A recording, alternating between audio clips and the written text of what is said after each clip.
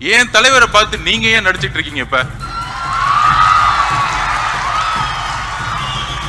அதுவும் கொஞ்சம் அவர் போடுற பேண்ட் சட்டையை மாத்தி நடிச்சா கூட பரவாயில்ல.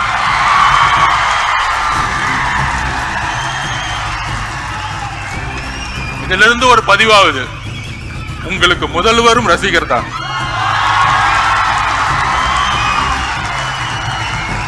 நான் ஒன்னே ஒண்ணு கேட்கிறேன், என் தலைவரை பார்த்து நடிகருக்கிறீங்க.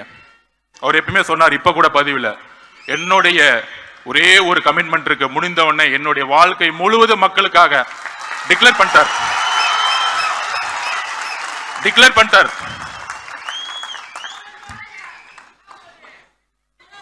ஓபனா டிக்ளேர் பண்ணிட்டார். ஆனா ஏன் தலைவரை பார்த்து நீங்க ஏன் நடிச்சிட்டு இருக்கீங்க இப்ப?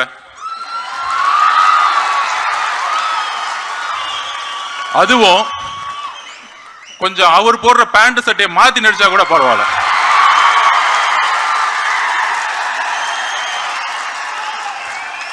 இதுல இருந்து ஒரு பதிவாகுது, உங்களுக்கு முதல்வரும் ரசிகர் தான்.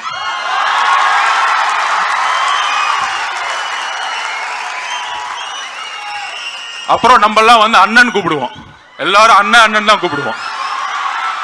அடுத்த நாள் பார்த்தா வாரிசு,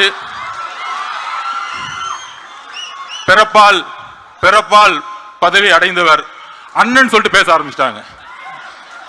என்ன நடக்குதுன்னே தெரியல. சோ தூக்கத்துல எல்லாம் இப்ப என்ன நடக்குதுன்னா, ஆளுங்கட்சிக்கு தூங்கும் போது நடக்கும் பொழுது இந்த கூட்டத்தை எப்படி அடக்கிறது? நம்ம மணி சொன்ன மாதிரி இது என்ன களிமண்ணா? ரசிகர் கூட்டம். ஆமாப்பா, இப்படிதான் எம்ஜிஆர் சொன்னீங்க, 77 தூக்கி போட்டாரு, 89 வரைக்கும் வர முடியல, அவர் உயிரோட இருக்க வரைக்கும் வர முடியல. ஏளனம் பேசுவதை நிப்பாட்டுங்கள், ஒருத்தரை ஒருமையில் பேசுவதை நிப்பாட்டுங்கள். மக்கள் வரவேற்பார்கள்.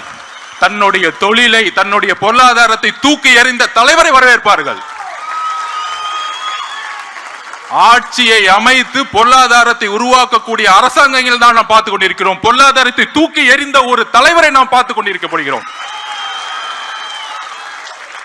அதற்கு ஒரு தைரியம் வேண்டும். அந்த தைரியத்துடன் தான் நாமும் நம்முடைய தலைவரும், இங்க இருக்கக்கூடிய மாவட்ட செயலாளர்களும் ஒன்றிய பொறுப்பாளர்களும் ஏன் பூத் லெவல் செக்ரட்டரியிலும் எல்லோரும் ஒரே பயணத்தை நோக்கி செல்ல போகிறோம்.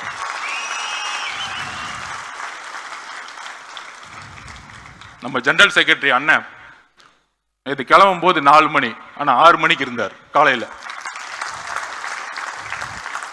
புதுசா உட்கார்ந்து மேடையில யூடியூப்ல உட்கார்ந்துட்டு ஜான் ஆரோக்கிய சுவாமிக்கும் மாதவர்ஜுனாவுக்கும் பொருளாளர் அவர்களுக்கும் பொதுச் செயலாளருக்கும் பிரச்சனை. டைம் வேஸ்ட் பண்ணாதீங்க. நாங்க ரொம்ப கிளியரா இருக்கோம், போக்கஸ்டா இருக்கோம்.